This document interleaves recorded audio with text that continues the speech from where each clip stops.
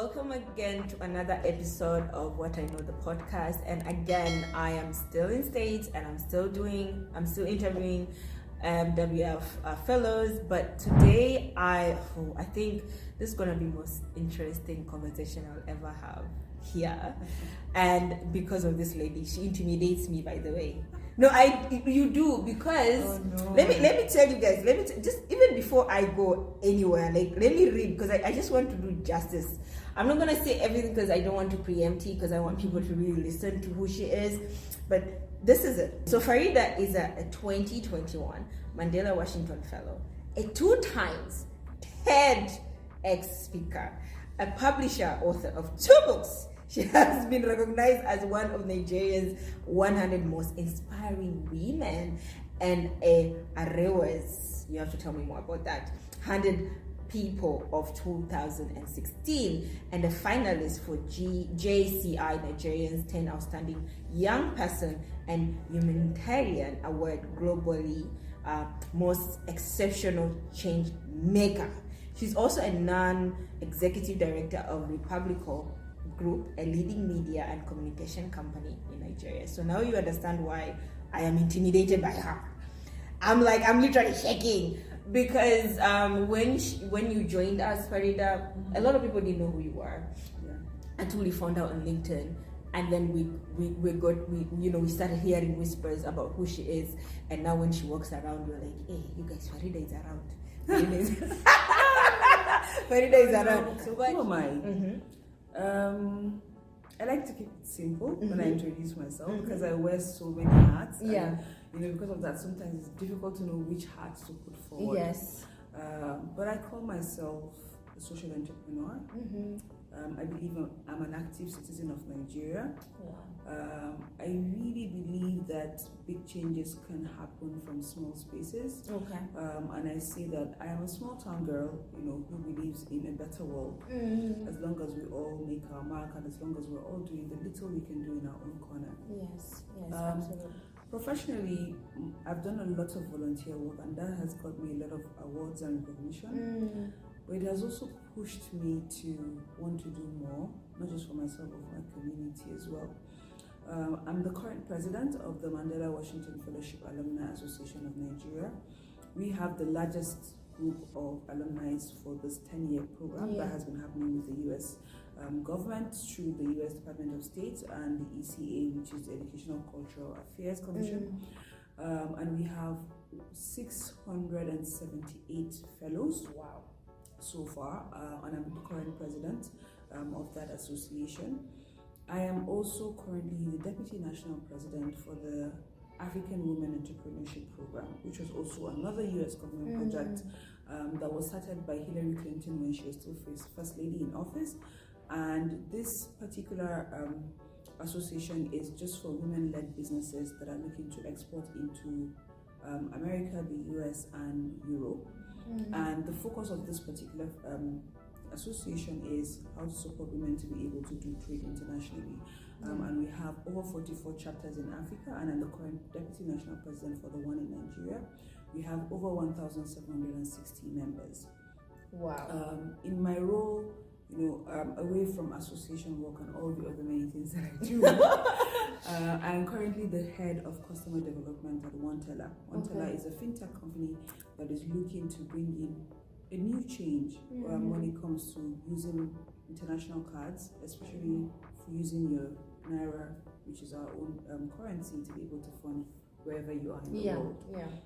So that's one of the things that I do. I'm a mentor, I'm a coach.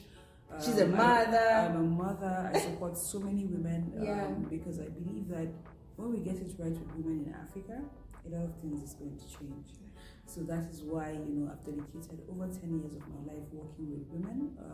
I've so far directly impacted 3,500 women. Indirectly, I would say about 5,000 or more. But what I have tried to do is really give back what I've gotten. Mentorship has really helped me. Coaching has helped me. I've had people who had no reason to take a chance on me, but they did. And because of that, I feel the need to pay it forward. So that's me in a nutshell. That's you, the national.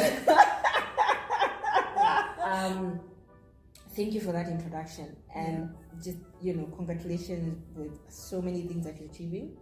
And I just think that I love that statement whereby you're saying, at the end of the day, women are the future. Yes. And women, when you empower a woman, you empower. So back home, we say something like, when you empower one woman, you empower the nation. And that is something that we have seen now, even having a woman president. Yes. I think for us, it has been such a good turning point. We're seeing things that are different, and we're like really, we're being empowered in a way that we're seeing things being done. Yes. Because women are empowered. We're not empowered by being taught. We're not empowered by being just trained and being told this is what you're supposed to be doing.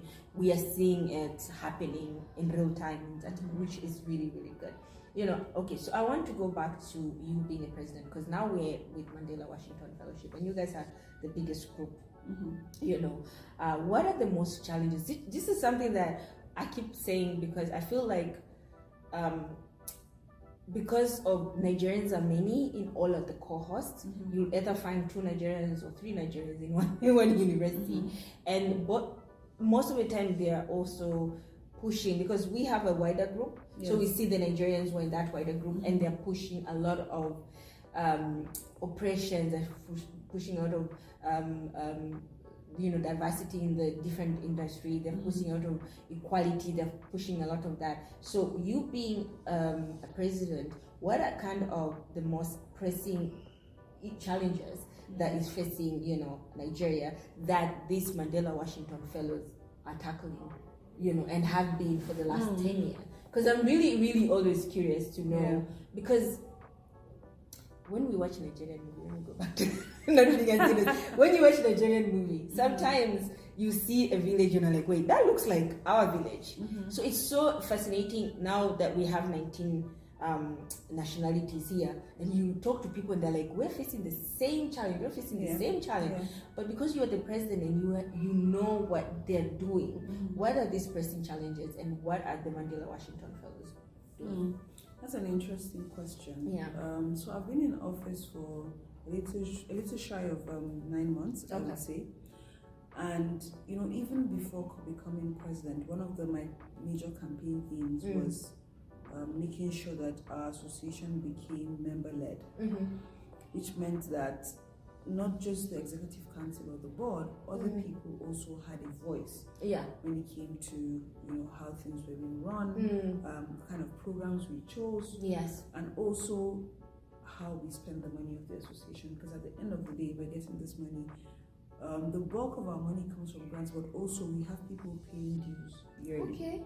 So if you're paying dues, then that association should be able to serve your interests as well. So I think one of the things that I noticed, right, a major challenge that we're having is when it comes to telling the story of Nigeria. And I'm so thankful that we have journalists who are citizen reporting, journalists who are fact-checking, and journalists who actually look to promoting the positive side of Nigeria, not just complaining all the time about the negative and blowing the negative out of proportion. Right? We've had a lot of people, that have been pushing for that. A lot of journalists in our association, right? We have people from Said in our 2023 cohort.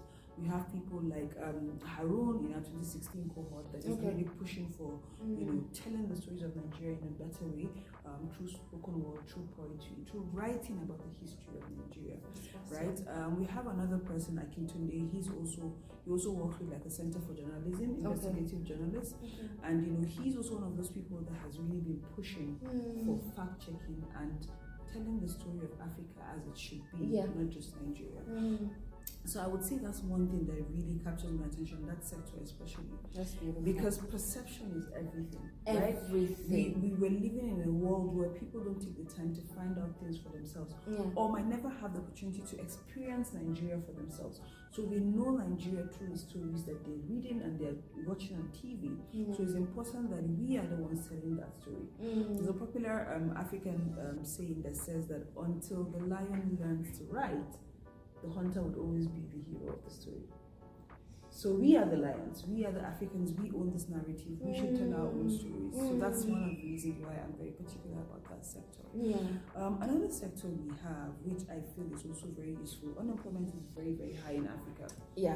So I think every country is exactly. So that. we have a lot of entrepreneurs, right? We have a very vibrant entrepreneurship alumni members, because they are able to now be employers of labor. Yes. They are not just sitting down and complaining. They're started using their employment talent. again, because I think I stopped.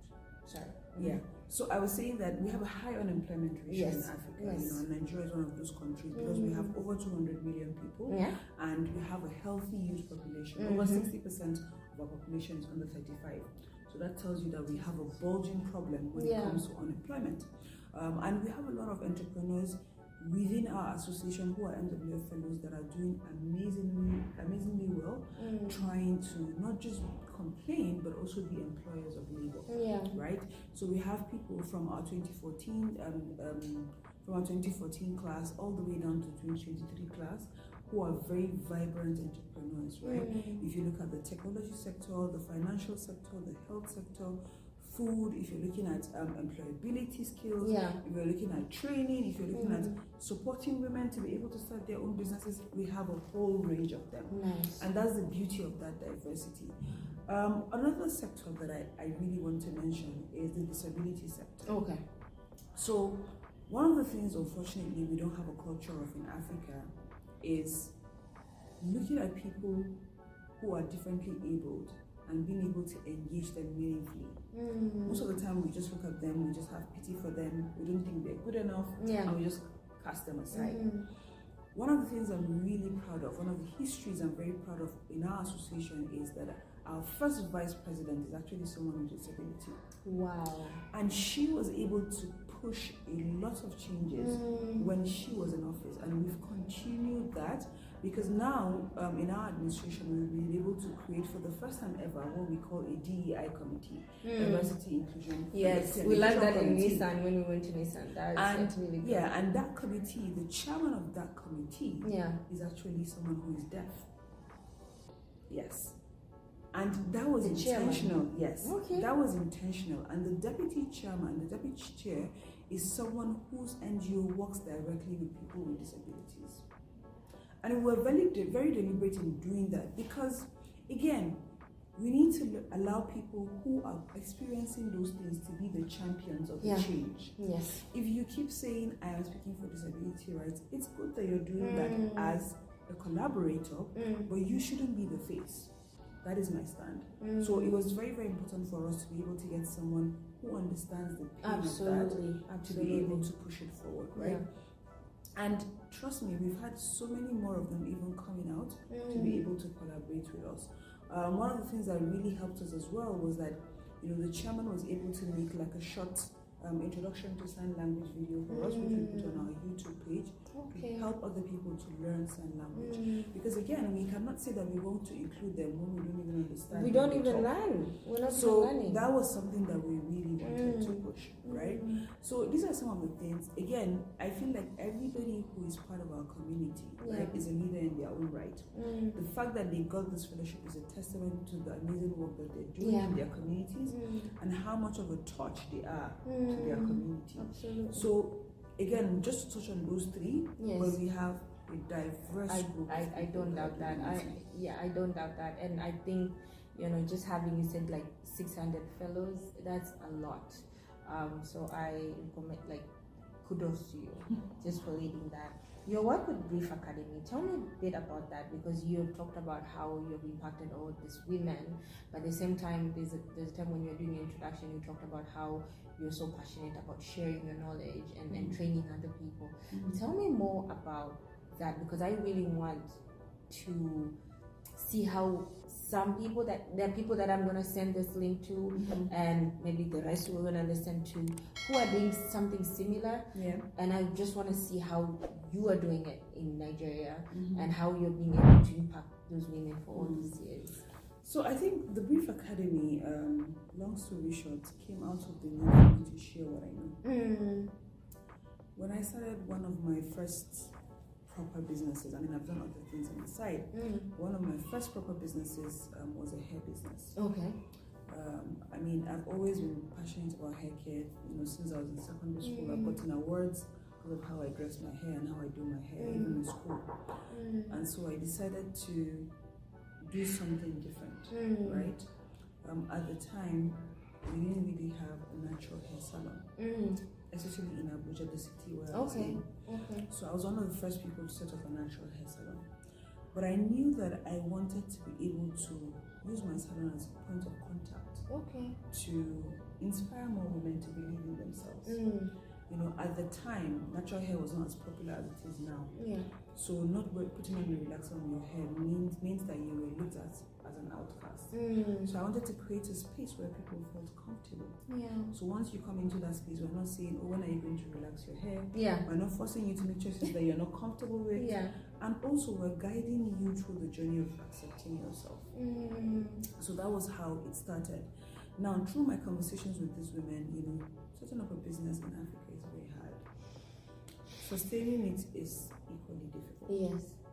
Because every day you have a new set of challenges, right? If it's not hiring, then it's team building. If it's not team building, then it's customer relations. If it's not customer relations, then it's something to do with amenities. No light, no water, taxation. So many issues that you're learning on your own. And through my conversations with my customers who were also small business owners, I realized that this was a huge issue.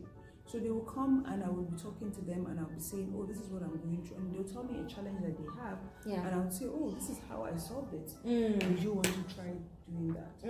And then, you know, they would say things like, oh, Farida, you're so different. You're sharing so freely. And I was like, I don't understand. I mean, you guys, they were like, no, people don't share here. Everybody is hoarding. They don't share. And I was like, but then if you don't share, how do you learn that this is not the right way to do it? How do you stop other people from making the same mistakes? And for me, I was given the example of, we want to build businesses that are wealth creation businesses. I don't want to build a business for 5-10 years and move on. I want to build the KFCs, the McDonald's, Coca-Colas in Africa. But I cannot do that if I am not thinking ahead, if I'm not learning from someone else's mistake, and if I'm not sharing what I've learned. And so, you know, they would tell me, oh, we think we should take this to the larger audience. We think we should take this to the larger audience. And I was like, I'm not sure I want to do that yet. And then sometime in September of 2017, I was in Kano, I was on holiday, which is another city in Nigeria, and this lady says to me, oh, you know, she's been having so many issues with her pricing, she doesn't understand how pricing works, how does she get a good profit margin? And I said, oh, are you free tomorrow? You can come around, let me show you what to do. And a conversation that was supposed to be maybe 30 minutes turned into almost like a 2-hour lecture on different aspects of running a business. And she said, oh, I have a few friends in like a little club that we have, like an association of girls. Can you please teach us? And that's how it started. You know, my first class had about, I think, 10 people in the class. And, you know, after teaching that class, you know, one thing led to another. So someone who has a cousin in another city would let her know, and they'd be like, oh, come to our city too. So I ended up touring about 10 cities. Who is funding all this touring? This was all funded by me. Some of the cities, the women would pay maybe like a token. Some other cities, they won't even pay. But then I was still going around, I was still teaching, I was still, you know, trying to just teach what I knew. And then COVID came around, and it now begged the question of, I can't travel around anymore. How do I still make this impact? And that's when we decided to make videos and now start sharing on our website, and now creating more or less like a global online platform for everybody to be able to learn. So we had people who were tuning in from, you know, from Kenya, people from Ghana, from different parts of the world, trying to learn from us, the UK, the US. And then just around that time, I got offered a role to be a business coach at a business school. Now, that business school was a UK aid funded project. And what that helped me do for the 2 years when the program was running was to be able to have access to even more women across Africa. So we had people from Nigeria, Namibia, Kenya, and South Africa. And I was able to, you know, just spend my time doing what I love, which is sharing what I know and teaching from what I know. So people will come with problems, be like, oh, coach, this is what I'm going through. Can you please put me through? And after going through about almost, I think 10 cohorts, Yeah. and each cohort had a minimum of maybe like 100 to 200 women, right? I realized that most of them would come to me and say, "Oh, coach, speaking to you gave me clarity. Speaking to you just validated my business. Speaking to you made me understand that I'm not on the wrong path. Speaking to you made me realize the importance of community and support." And that was the most fulfilling thing for me, because I realized that I was able to get people to see that there's no competition. Yes. The competition here is poverty and hunger. That is what we're trying to kick out of our communities. Yes. And we need to focus more on those things than those mini competitions that we keep having, because it's not going to take us anywhere. Yes. So for me, that has been, the thing with the Reef Academy is it literally has been like purpose calling for me, and I've thoroughly enjoyed doing it. And at any given time that I'm able to do that, I happily do it.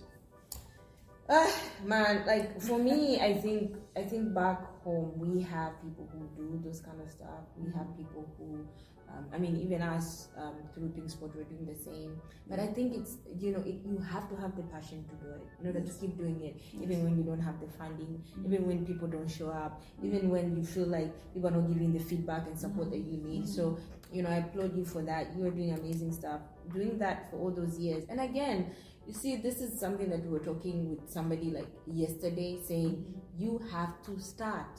Yes. You're not gonna go somewhere and say, "I have a dream of training women." Where can we see? What have they done? What So people have amazing ideas. People have amazing concept of what they want to do for the community. But you have to start somewhere. And I love your story, and I think we have to learn from Farida that you have to do it just start small. Even if it's training one person, it's enough. At least people will see, and you get better as you go. So given your experience in media, I was really surprised when I was reading your bio about media, because I was in media sometime, experience in media, community development and all those kind of stuff, and of course social entrepreneurship, because what you're doing is basically social entrepreneurship. How do these three sectors for you, this sector can be better collaborated, to drive sustainable change in Africa? What you think about that? And I know we can talk about Nigerian story. We have her. She's an African lady, so we're going to talk about Africa. What do you think those three things? The media, because that's where you experience your home experience, your community development that you're doing, and your social enterprises, entrepreneurship that you're doing. How do you think these three things can help shape the future, or just build the sustainable Africa? So it's interesting that you see that, and I think one of the things that I keep saying that has been one of the gains for being part of this fellowship for me is that I feel more Pan-African now. Yes. And everywhere I go, I realize that Africa is one. Yeah. Right. So I think that's one thing that I realized, that Africa is one. Our problems are similar, our challenges are similar. Yes. We're all trying to come back, from the effects of colonialism, and we're all trying to find our way in this democracy for those of us that have democracy. So where does these three come to play? I think, just like I said earlier, media shapes the narrative. Yes. I feel like I just asked you the same question, but I just, because those are three places that you have played. So media shapes the narrative. It tells the story. Even if it's not real, people believe it. Perception is everything. Like I said, we're bombarded with so much sensory stimulants throughout the day that we don't have the time to stop and think, is this thing that I'm being told true or not? Right? We don't have the time. So because we cannot afford that, we have to tell the right stories. Again, it comes back to telling the stories of Africa that we want people to remember, right? And this comes not just in form of news, it comes in form of our songs, it comes in form of our fashion, it comes in form of our art, it comes in form of our movies, our music, all the stories that we tell and the pride that we take in who we are, that is all media. The beauty of the internet and what has happened with this fourth industrial revolution is that you don't have to wait for a media house to tell your story. Yes. Citizen reporting is huge. It's a huge, tweet can be the story. Yes. Right? You see all these big media companies talking about a tweet, talking about an Instagram post, talking about a LinkedIn, because of what has happened with the internet. Now that gives us a leverage to be able to democratize telling our stories. And what I worry about sometimes is that instead of harnessing that power for good, we're carried away by urban culture. Yeah.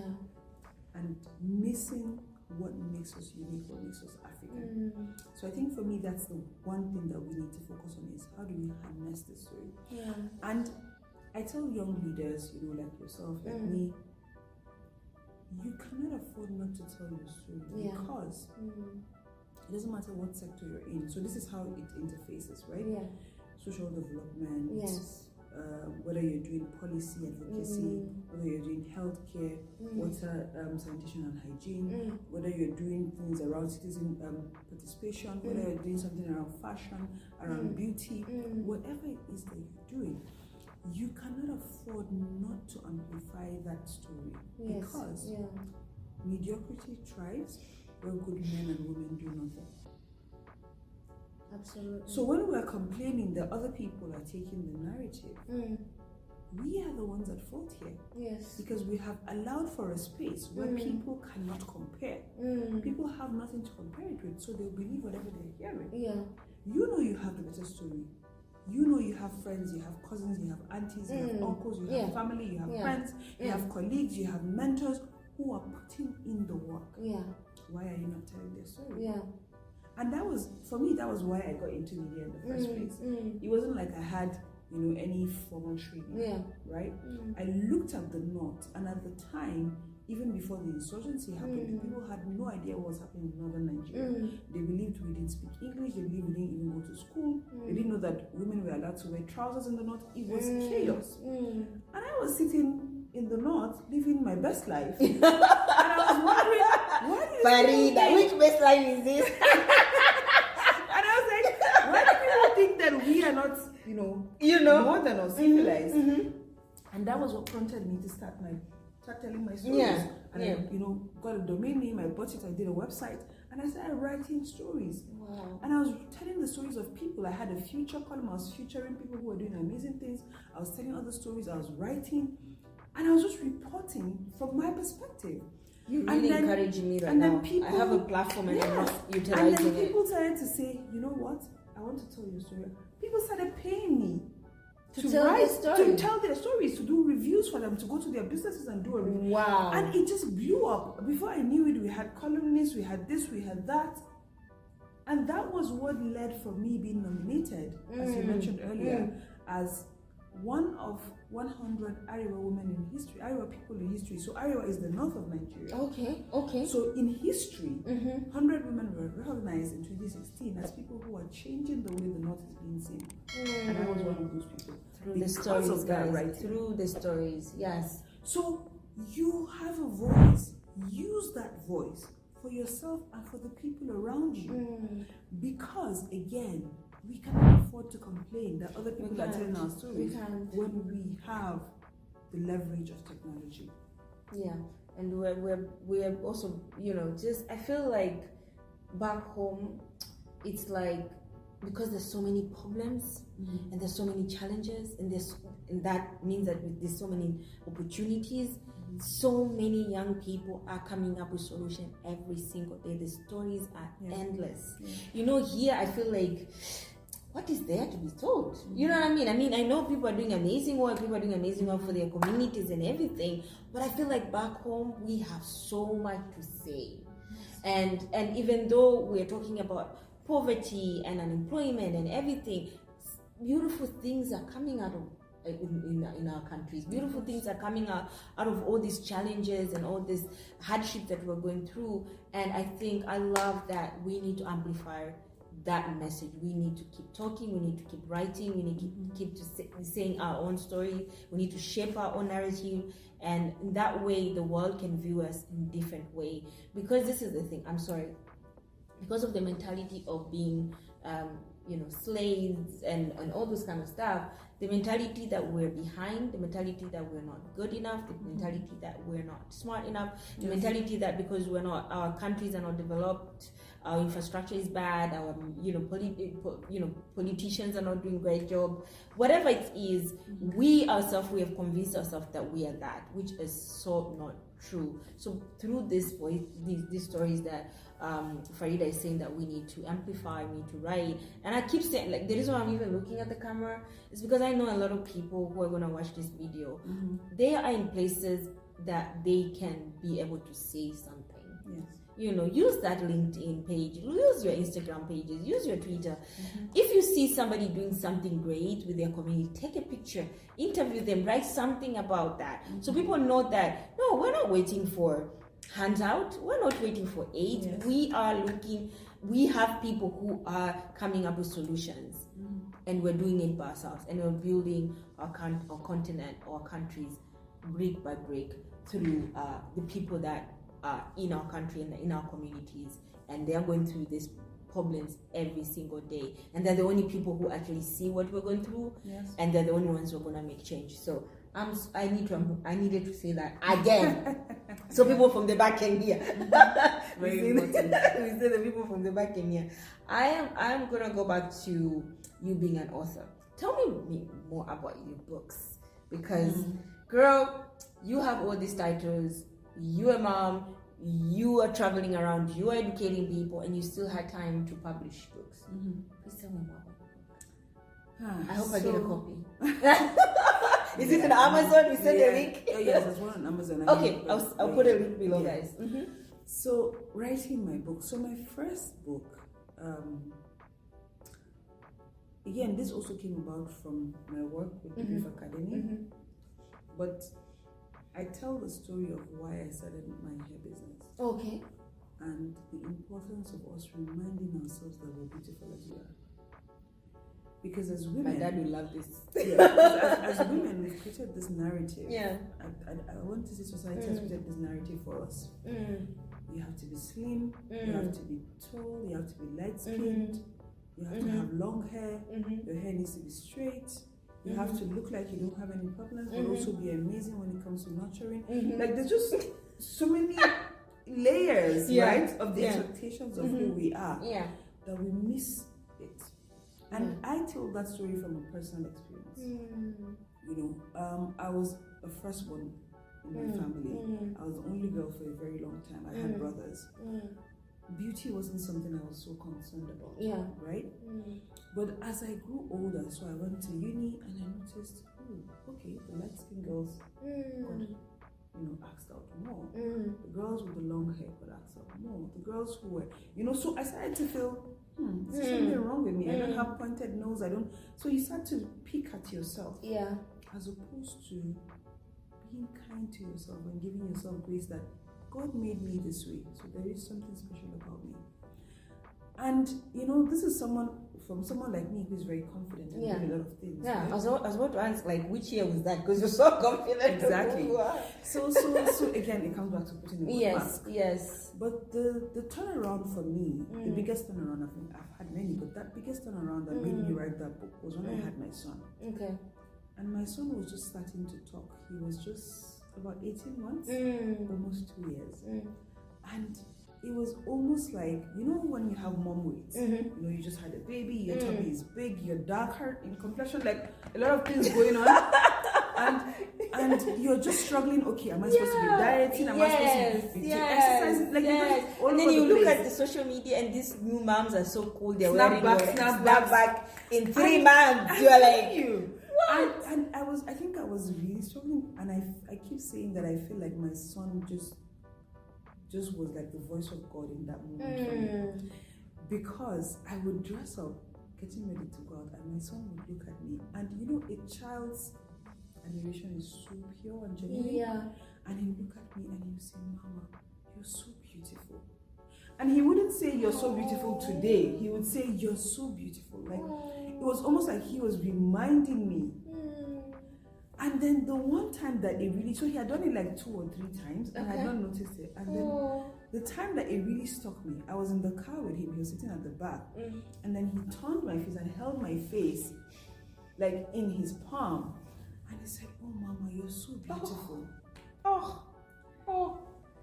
And my God. I think I cried that day. Oh. Because I was like, this is a child. I know. He has no reason to lie to me. I know. I can't say that he hasn't seen other people. He has seen other people. Know. Right? So he has a reason for telling me this. And I cried a lot that day, and I said, if I ever do anything, or if I ever take anything out of this experience, it is to never tell myself that I'm not beautiful. So that began like an acceptance. Right now. I miss my son. That began like an acceptance journey for me. Of saying, you are a different kind of beautiful, but you are still beautiful. And so this was again around the time I had just started my salon. So the more I was talking to people, I realized, a lot of women are feeling this way. Feeling inadequate. Me, when I come back from the salon and I change my hair, my son will make sure that everybody knows I've come back and I look new. So as soon as I get in, he'll be like, ta-da! Exactly. Like, so Mama is good. Yeah. It's that confidence is so exactly. amazing. And that was what I was seeing with women. Like, women were getting so confident. When they come into the salon, they're slouched, they're not happy, and then they're leaving excited because we're giving them a fresh breath of air. And so I wrote the first book, which is called Redefining Beautiful. And Redefining Beautiful was just telling my story, but infused with the story of starting the salon and also the lessons that I've learned building my business. So that was the first book, Redefining Beautiful. The second book is called Redefining Strong. In 2020, when I left my marriage, I had one of the biggest battles I've ever had when it comes to self-identity. Because even though I was already I would say I was at my prime, quote unquote, I was still transitioning. I was still 25. I was 25 when I got married. Wow. So a lot of my identity and my future and planning that I had done for my life going into my 30s and 40s was around who I was going to be as a wife and a mother. It wasn't about Farida as a person. As Farida. And in 2020, I had two big events happen to me. I lost my mom in August, and then I had to leave my marriage in December. Oh my God. So that phase of healing, first of all, because people think that living a marriage is easy. I will tell you from my perspective, it is one of the hardest decisions you ever have to make. Not because society is going to judge you, because of course society will judge you. But because it's always a woman's fault. Yes, because you are trying to reconcile between this is somebody I love and I wanted to build a home with. This is my home now. And you saying it's about self-preservation, I have to think about myself. So that struggle is the most difficult thing you have to go through. And I had to do therapy. I did a lot of things to be able to get myself back, because again, this was divorce, but there was also grief of my mother. Of your mom. So the first 2 years, from 2020 all the way down to 2022 to a good part of 2023, was a huge healing journey for me, because I was trying to reconcile a lot of things, And while that was happening, I had to shut down my business because my business was also suffering. I had not recovered from COVID. So I was dealing with a lot of identity crisis. And it was like, am I a failure now? It was just a lot of things. But then on the outside, people are looking at you and they're like, oh, you're doing amazing. And you are trying to ask yourself, and we've been taught, as a young African woman, you have to be strong, you have to take everything that comes to you. And you feel like, I was meant to be strong. Did I fail? Did I fail at my marriage? Did I fail at my business? Am I a failure now? Oh my God. Is this my identity? And so I wrote much pressure on ourselves. Exactly. It's so crazy. And so I wrote Redefining Strong, which is the second book. When did that come out? Last year? Yes. But then the official launch is not until November. Okay. Yeah. Okay. So I wrote Redefining Strong to tell the story of not just myself, but a lot of women. Because when I left my marriage and I started talking to other women, I realized that a lot of women around me were divorced. They were ashamed to say it publicly. Okay. And what we tried to do with a few of my friends who were also divorced was to say, this is a safe space. Speak. Speak, yeah. And then we noticed that a lot of our stories are similar.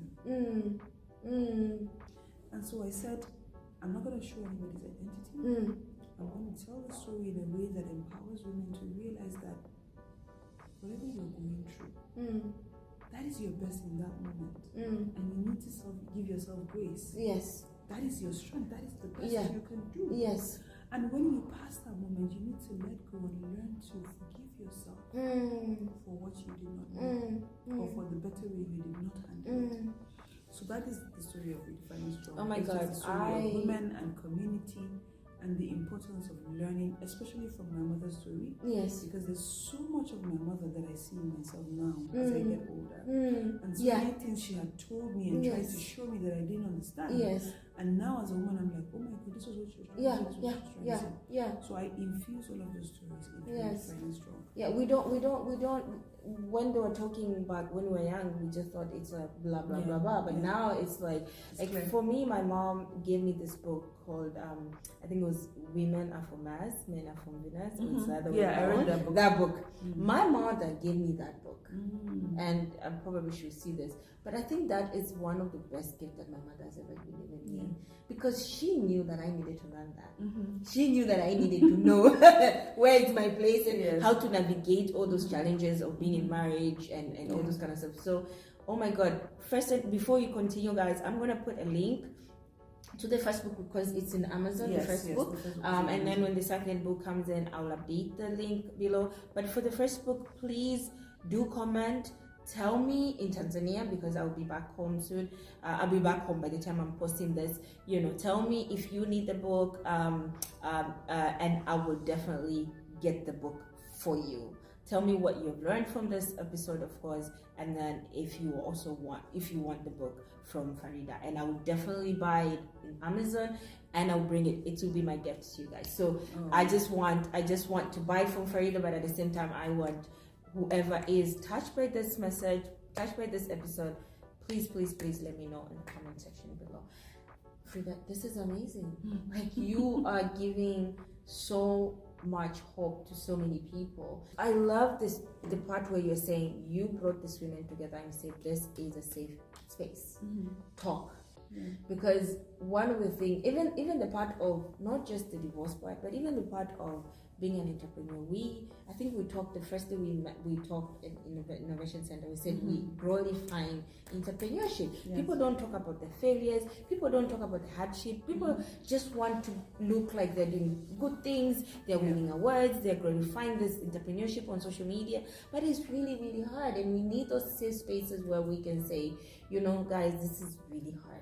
How do I navigate this? I started a company, I ran it for 5 years, and now it's failing, it's dead. How do I go from there? Where do I go from there? I have one episode where I'm literally saying I'm quitting entrepreneurship, and I'm giving my reason why, because it's hard. And I'm not saying it's hard so other people are trying to be entrepreneurs and come into the space to think that it's not doable. It's doable, but I just think that we need those community. We need people to hold us and to stop playing as if that we know everything. Stop playing as if you're winning all the time. Be authentic, be open, ask for help, have the conversations whereby it matters and it can go back and actually help you and shape your story. So I can't wait for the book. I can't wait to read the book. You're doing an amazing job. I want to really, before we finish, we wrap it up, I want to really know your leadership principles and your leadership I don't know how to say ways on how, because you look like you're a leader in so many places. I'm really curious to know what are your leadership principles, and how has it really shaped your journey so far as a leader in a lot of places, a lot of titles. I would say that I'm an empathetic leader. I call myself that. There's this amazing book that I'd love to share with everyone when I speak. It's called Start With Why by Simon Sinek. I love it. I just finished listening to the audio. Oh my God, yeah. And Simon Sinek is one of those people who I found in 2018, and I became literally one of his biggest fans. Wow. I've read all of his books. I've watched all of his podcasts. He has a podcast.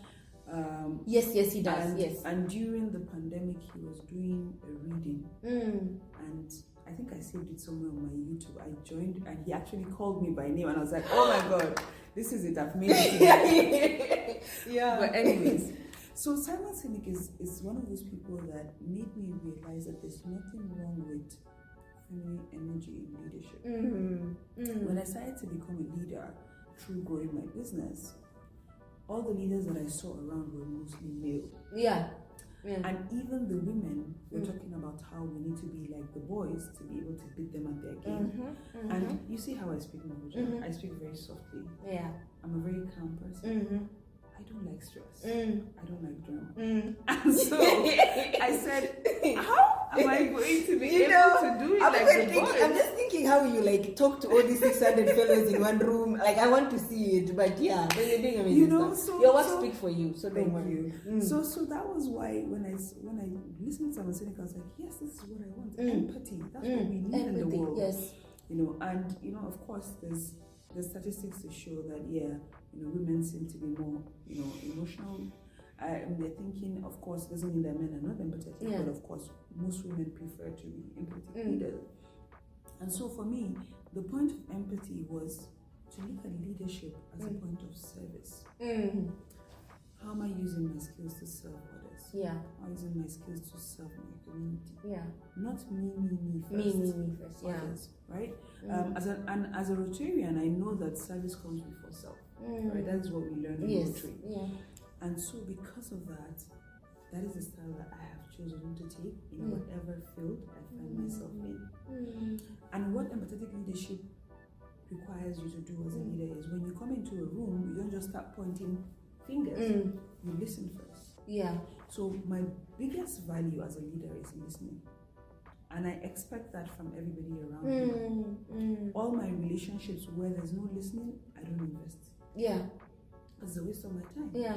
If you don't listen, and listening not just to respond, but listening to understand. To understand. So you keep an open mind. You remove yourself, right, and your ego, which is the hardest thing to do. Remove your ego from that conversation and just listen, right, and say, okay, this person is really trying to tell me something. What am I getting out of it, and how can I help that person? So you're not coming from a judgmental perspective to say, as a boss, I want to just listen and fire this person. You're not coming from a point of, okay, I just want to listen and punish this person if the person is your child. You're not coming from a point of, I want to listen so that I can keep score for our next fight if you're his spouse. Right? I love how the fight is between me and you and the problem, not me and you. So you need to be able to think that way, to genuinely listen because you want solutions. So that's one thing that empathetic leadership teaches you. The second thing it teaches you is the importance of giving people grace. People are coming from a lot. A lot of us are carrying on baggages, sometimes generational. A lot of us have grown up in communities that don't allow us to be able to speak up. We don't know how to communicate properly. We don't know how to assimilate into new cultures. We don't know how to respect other cultures because we're not taught that. And so, as an empathetic leader, you learn the importance of giving people grace. So when somebody does something, you don't attack them. Instead, you say, I see you, I recognize where you're coming from, but this could have been the better way. And I need you to take accountability. Because again, we have a culture in Africa that does not allow for accountability. Yes, I've done it, it's okay. Just say, sorry. No. I accept that I've done it. I'm going to do better. And I'm going to show you through my actions how to do better. Right? So for me, those are like the two cornerstones of empathetic leadership, and I have found it to be the most useful tool. Whether working with men or working with women or children or older people, remove your ego. And trust me, it's not easy. You have to learn. It's a lot of work. I fight with myself. You have to fight with your ego. No, this is not about me. This is not about the fact that I'm president and this person is just a member. It's not. No. This is about just two people trying to find a solution. So when you're listening with the open mind of how can I do better, right? And another person that I think really inspired this leadership style for me was Nelson Mandela. So I listened to this conversation he had when he was having an interview with Time magazine, and they were asking him about how he became the kind of leader that he is, a servant leader. And he said he learned that from his father. You know, his father was a village chief, and he said when he would go with his father to the council, he would realize a couple of things. The first one was they all sat in circles. So it was one circle, nobody was sitting above or below each other. They were all on the same level. And that's very important for leadership because you allow people to be able to open up. The second thing he noticed was that when there was a problem, his father would speak last. And he would allow other people to speak first. Is it the leader eats last? Leader eats last. Yes, that one. Yes. And that really created a foundation where everybody felt like they were allowed to express themselves and contribute. Yes. Because that's what you want. You don't want, as a leader, you don't want to be the one carrying the burden all the time. It's not sustainable. Yes. You want people to be able to feel like, oh, if I do this and that person does that and this person does that, then we'll be able to solve that problem. Right? So again, for me, we have all of these amazing examples of leadership and servant leadership and how to be empathetic. But as young people, we need to make a decision. Because I see people who have one leadership style in one place, in another place they have a way. It doesn't work. You have to be consistent, right? And it has to align with your personal values. That way, you're not compromising on yourself. So I think for me, that was just something I had to learn. And you know, I've worked with very diverse teams, different cultures, different countries. I've been in fellowships. At the current fellowship that I'm in, you know, we have people from over 40 countries across the world, right? So there's so much learning that I'm doing just being in those cultures, and it's easier for me because I'm an empathetic leader. It's so funny because I think I'll have to sit with you personally from out of this because that will be another episode. You know, the last 2 weeks we've been working on our strength as leaders and the talents that we have. And mine, the first one that I got was I have empathy. And that really worked. That was my biggest strength apart from communication. So, but then for me, I'm looking at it as not a good thing for me because I felt like, you know, in terms of business aspect of things, I lead with my heart, I lead with emotions, and that way I actually been failing. But then later when I started looking at it in a different way, like you're saying that we carry too many responsibilities, I realized that I would have a team and I would not let other people speak their mind. I would not let other people really express their feelings, even though I feel like I have empathy. You know, I treat my employees well. I take them out for dinner. I buy them presents for birthdays. Blah blah blah. But when it comes to actually working, because I become the ego thing. I know best. I am your leader. I understand. I will make decisions. Even when it comes to them making decisions, they don't feel empowered enough. So in that way, sometimes when I ask questions and people they don't give me answers, I'm like, why are you guys not giving? Why are you not thinking for yourself? Why have you not? Like, I am not here. I understand. I've not been here for 2 days. Why have you guys not make a decision? No, because I trained them not to be able to make decisions. I trained them not to think for themselves. So as much as I have empathy, I've learned since I got here how to balance that and to make sure that yes, empathy goes like you're saying. I cannot be this way and then the next day. So I've loved that. Personally, I have learned a lot being here and what you said, and I think that a lot of people have learned that as well. To close this episode, you know, we are doing Mandela Washington Fellowship right now, and you were part of Mandela Fellowship in 2021. What were your major takeaways, and what are the things that you think we should focus on moving forward after the fellowship is done? Because you are leading 600 other fellows from Nigeria. What do you think are things that they have done that they did right after the fellowship, and what do you have the advice you have for us? What advice do you have for us? Because I think again the key takeaway for me from this was that Africa is one. Yes. I became more Pan-African. I've traveled to more African countries since the fellowship, through collaborations and partnerships with other fellows. and it has also ignited my curiosity to keep traveling within Africa and learning more about our systems, our cultures. I mean, just yesterday I was speaking with Abu about Sierra Leone and all the different things that are happening in Sierra Leone. So that's one thing that I think is a key takeaway, is the collaboration amongst us fellows. The second thing is I've also been able to take away a lot of expertise and growth for myself and for my business through collaborating with the US counterparts.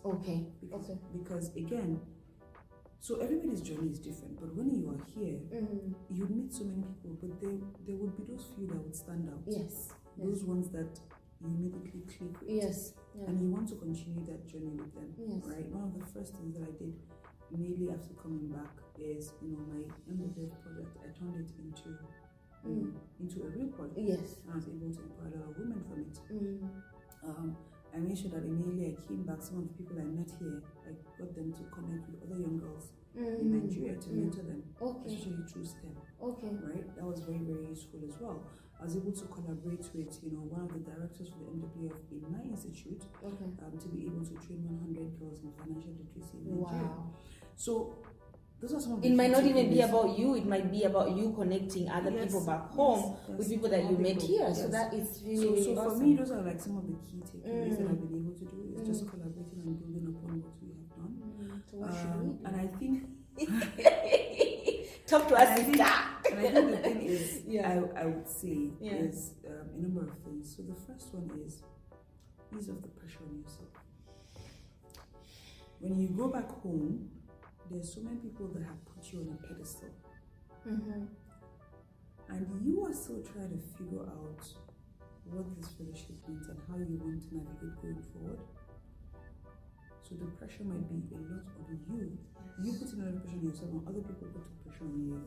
So you have to first of all give yourself grace, not to put yourself in a box. Allow yourself to be able to feel and learn and grow from it. So that's the first thing I would say. The second thing I would say is, don't lose this connection. This network that you've built here, let it be a lifetime network that you keep tapping back into. Be that person that comes back every 2 days to check on everybody. When we left GSU, one of the things that I used to do was I'll just do a selfie and I'll put it on the group and I'll say updates. Everybody send a selfie. Oh, that's nice. And people will send selfies from their workplace, people send selfies at lunch. It was amazing. Because it kept the connection going. Right? We would do like mini get-togethers on Zoom or Google Meet, just to see each other's faces, just to say hello. Right? We were in each other's lives, and we still are. And I think that's really, really important. Is you have to grow that network. If everybody thinks that it's greener on the other side. But as long as you nourish the one you have, it will turn green as well. So nourish those relationships. And I think the third thing I would say is really sit down to take the time. I love writing, so I would say maybe write, but you don't have to write. But take some time after you've gone back and you're trying to adjust back into your life. Take some time to design a plan. No matter how roughly sketched it is, right? What do I want to achieve in the next 6 months after this fellowship? What do I want to achieve in the next 1 year after this fellowship? What do I want the next 2 years after this fellowship to look like? Would I need more to be able to get to where I want to go to?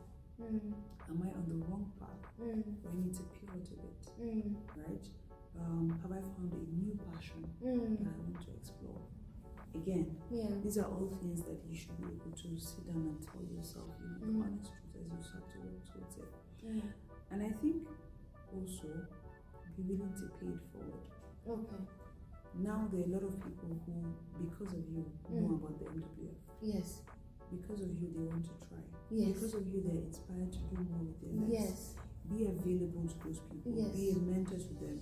Train them, teach them. When the application opens again, help them to write good applications. Help them to understand the importance of doing good work and giving back to the community. Absolutely. So for me, those are the things that I would say. Thank you so much. Thank And you you gave me your time. That is more precious than anything else. I think I've gotten so much, and I know people watching this have gotten so much from Farida. Guys, I'm gonna put all the links to Farida's social media pages, guys. Just go check her out. Go to Amazon, order those books. We cannot wait for this second book. It's coming. It's coming. You said in November? Yes. Yay, November. So watch out. But again, I will update the link below. Thank you guys so much for your time. I think it has been 1 hour of just talking. Can you imagine? I can listen to you forever. Like now I understand how you're training people. So thank you guys so much. This has been What I Know by Namja Tibu, the podcast. Thank you for subscribing. Please stay tuned for another Mandela Washington Fellow interview. And bye. This was good. It was really good. Thank you so much. You're welcome. Thank You're you for such having an me. inspiration. Thank you for having me.